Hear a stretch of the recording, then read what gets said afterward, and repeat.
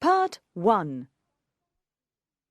Most people have a chance to see exciting events in their lives. I am the chief manager of an insurance office. I, too, have seen exciting things in my 30 years of work. My office had one wall that was covered in glass. I could see everybody who came into the insurance company. I liked to study the faces of new customers before I spoke to them. I decided what kind of people they were before they said a word to me. I learned to trust my first impression of people. The story I want to tell is about a man who came into the company one day. I watched him through the glass in my office. He seemed about 40 years old, and he was very well dressed. He seemed very polite, and he appeared to be quite a gentleman. He was talking to one of the clerks. Despite his appearance, I disliked this man as soon as I saw him. Suddenly, the man noticed that I was looking at him. He smiled at me through the glass. Then he took some papers from the clerk and left. A few minutes later, I called the clerk into my office. "Who was that man?" I asked him. "That was Mr. Julius Silton, sir," The clerk told me. "He's from the Middle Temple." "What did he want?" I inquired. "He wanted one of our insurance forms." The clerk replied. "He said that a friend of yours recommended this company." "He knew my name then, did he?" "Oh, yes, Mr. Sampson. The clerk confirmed. He knew your name."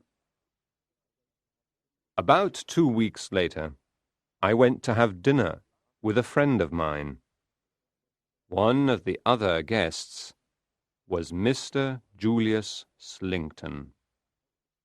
He was standing near the fire. He noticed me, and he asked our host to introduce him to me. Our host quickly brought him over. The three of us began to talk. "I thought you knew Mr. Sampson already," our host said. "No," Mr. Silton told him. "I followed your advice. I went into the insurance office, but I didn't speak to Mr. Sampson. I didn't want to disturb him." "Did you come to the office to take out an insurance policy?" I asked Mr. Silton politely. "Was it a life insurance policy?" "It's not a policy for me," Mr. Silton said.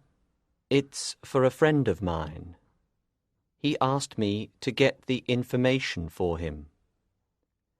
I don't know whether he will take out the policy. People often change their minds, don't you think, Mr. Sampson?" "Yes," I replied.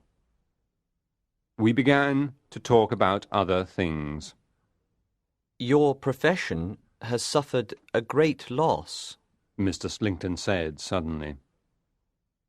I did not know what he was talking about. "A loss?" I asked in surprise. "What kind of loss, sir? A financial one?" Mr. Silton laughed. "I don't mean a financial loss," he explained.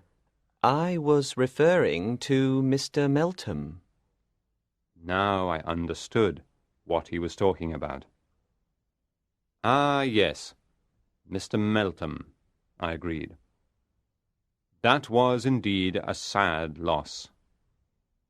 He was the most brilliant man I have ever known in the insurance profession.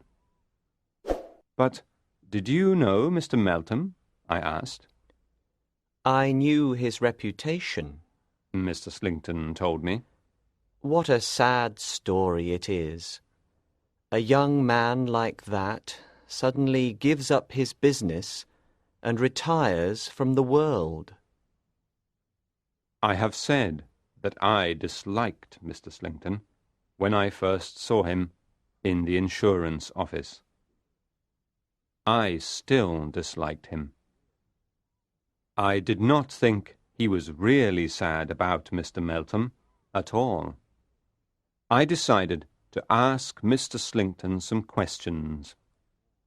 I wanted to find out more about this man. "Have you heard why Mr. Meltham left his business?" I asked. I have only heard stories about it, He said. Apparently, Mr. Meltham was unhappy in love. "That's not the truth," I told him. "The truth is that the lady died." She died, did she? Mr. Slinkton repeated. That's terrible. Poor Mr. Meltham. How very sad for him. I still felt that Mr. Slinkton was not sincere. There was something false about his expression of sadness. Then he said to me, You are surprised that Mr. Meltham's story affects me so strongly. I can see that, Mr. Sampson.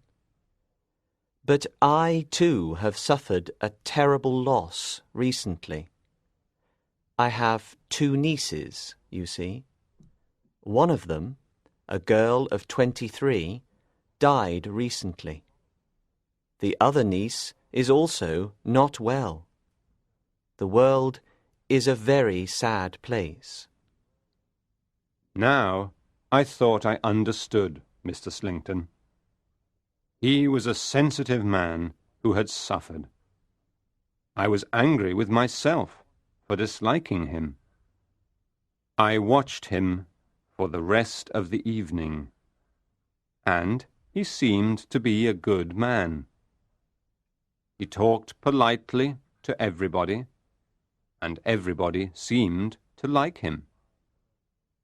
I decided that my first impression of Mr. Slinkton was wrong. I spoke to our host about Mr. Slinkton. He told me that he had not known him for very long. He told me that Mr. Slinkton had taken his 2 nieces to Italy for their health. It was there that one of them had died. He had returned to England afterwards with his other niece. Now I felt that I understood Mr. Slinkton. I was deeply ashamed of my previous distrust of him. Part 2. 2 days later, I was sitting in my office as usual. I saw Mr. Slinkton come into the outer office. As soon as I saw him, I disliked him again. Mr. Slinkton waved cheerfully at me and came into my office. I have come back, He said, because I want to find out what my friend has done with the insurance forms. I want to know whether he has sent them back to the company. His family are worried about him, you see. They want him to buy a good insurance policy. "Perhaps I can help," I said. "What is your friend's name, Mr. Slinkton?" I asked him. Beckwith. He told me. I called the clerk into my office. I asked him to find out if a man called Beckwith had started an insurance policy with the company. The clerk searched through his files for a moment, and then he brought me some papers. Yes, Mr. Sampson, He said. we received these forms from Mr. Beckwith. He wants a policy for £2,000, and he has asked Mr. Slinkton to write a reference for him. Me? Cried Mr. Slinkton in surprise. He thought for a moment. But of course I can do that for him. Mr. Slinkton sat down in my office and wrote the reference for Mr. Beckwith. He left the forms in my office, said goodbye politely, and then left. Mr. Slinkton was not my only visitor that day. Very early that morning, someone else had come to see me at my house. The visit was a very private one. No one knew anything about it at all. Mr. Beckwith's insurance policy began in March. I did not see Mr. Slinkton again for 6 or 7 months. I went to Scarborough in September, and I saw Mr. Slinkton walking on the beach there. It was early evening, and he greeted me warmly. Mr. Slinkton was with a young lady. He introduced me to her, explaining that she was his niece. Her name was Miss Niner. I looked at her carefully. I was sorry to see that Miss Niner did not look very well at all. As we walked along the sand, Mr. Slinkton pointed to some tracks in the sand. He laughed. Ha ha ha, your shadow has been here again. He joked to Miss Niner. Shadow? What shadow? I asked. My uncle is joking, Mr. Sampson, She explained. There is an elderly gentleman here in Scarborough. He travels around in a hand carriage. I see him so often that my uncle calls him my shadow. As she was speaking, we saw the old man's hand carriage come into sight. There was a frail old man inside. As the carriage was passing us, he waved his arm at me. He called to me by name. I went to see what he wanted. I was away from Mr. Slinkton and Miss Niner for about 5 minutes. My niece is very curious, Mr. Slinkton told me when I rejoined them.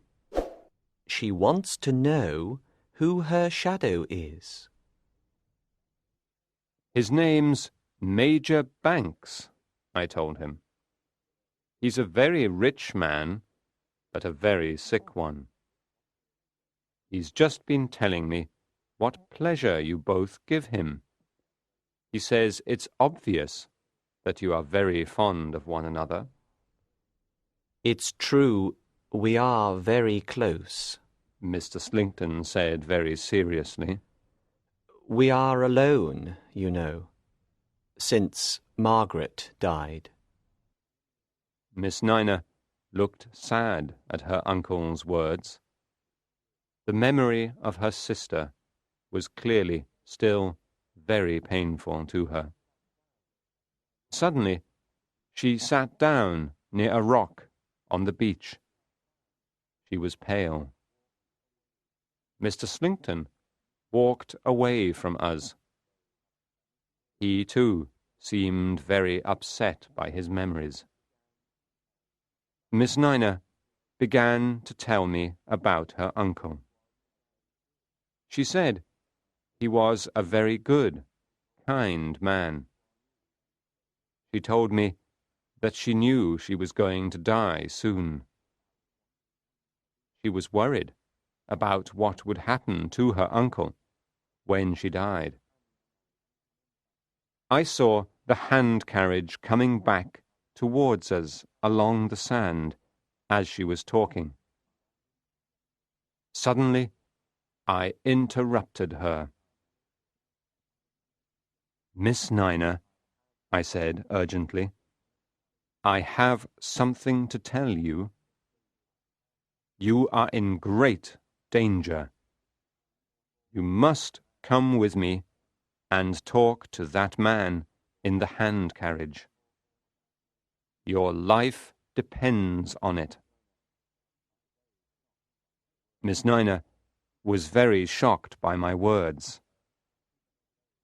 I walked with her to the hand carriage before she had time to object.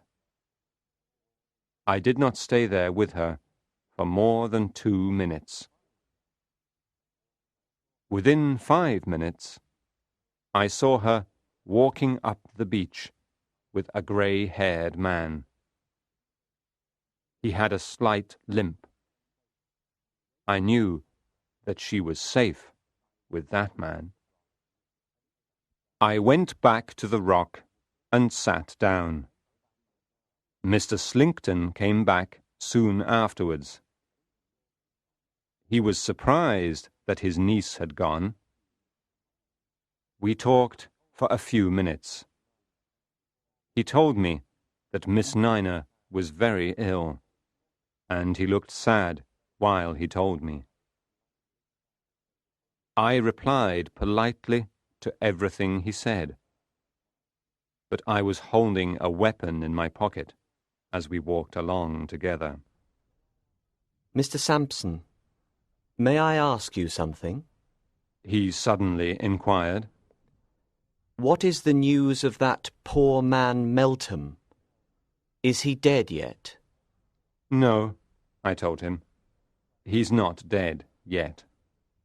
But he won't live long, I'm afraid." "What a sad place the world is," Mr. Slinkton sighed quietly. Part 3. It was November before I saw Mr. Slinkton again, this time in London. I had a very important appointment at Middle Temple. I arrived at the temple and went up some stairs. There were 2 doors at the top of the stairs. The name Beckwith was painted on one door. The name Slinkton was painted on the other. I went in the door marked Beckwith. The room was dirty, and there were empty bottles everywhere. A young man got up when I entered. He walked very unsteadily, and he seemed drunk.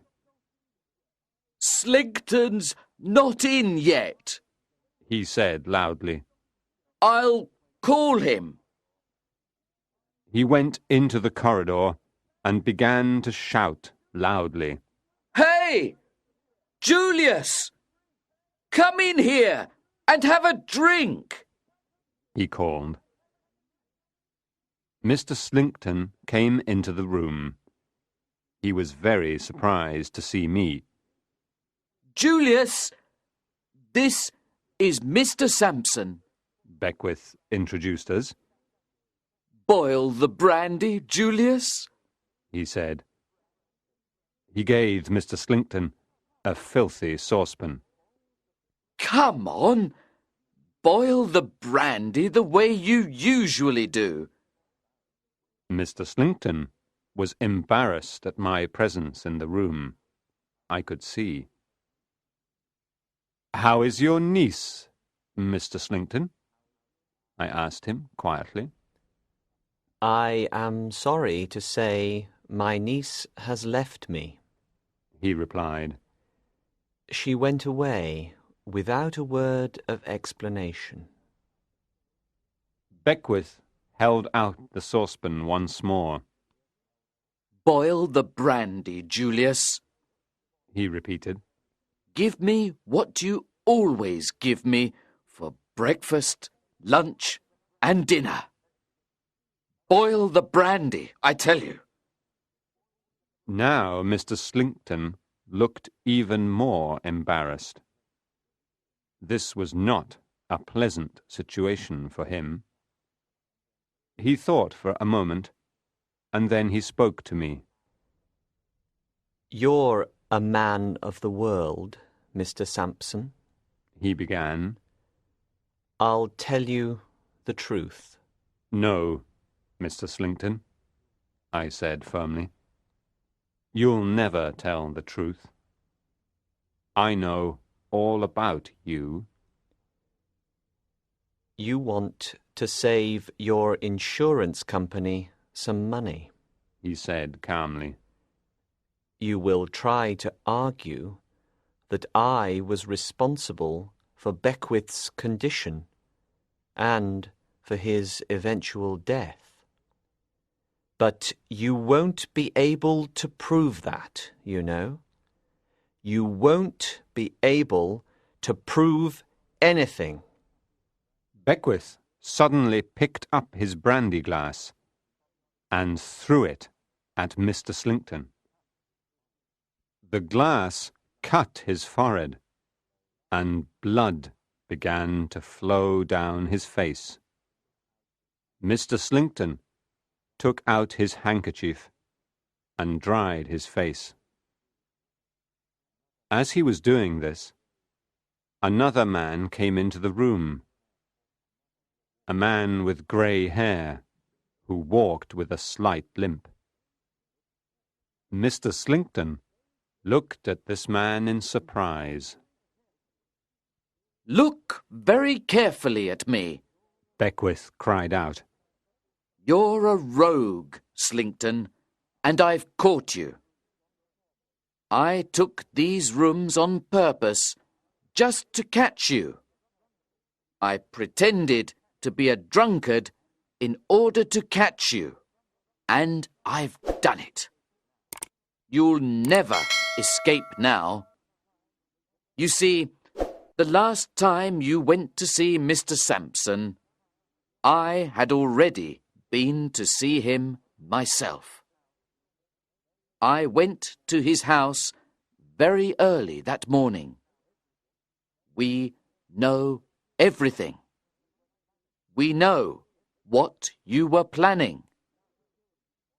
You thought you could kill me for the £2,000 of the insurance policy, didn't you? You wanted to kill me with brandy, didn't you? But you wanted me to die quickly. That's why you also gave me small amounts of poison." Mr. Slinkton was surprised by Beckwith's behaviour. The young man did not seem at all drunk now. At first, Mr. Slinkton did not know how to react. Then he found his courage. He was very pale, but he looked coldly at Beckwith.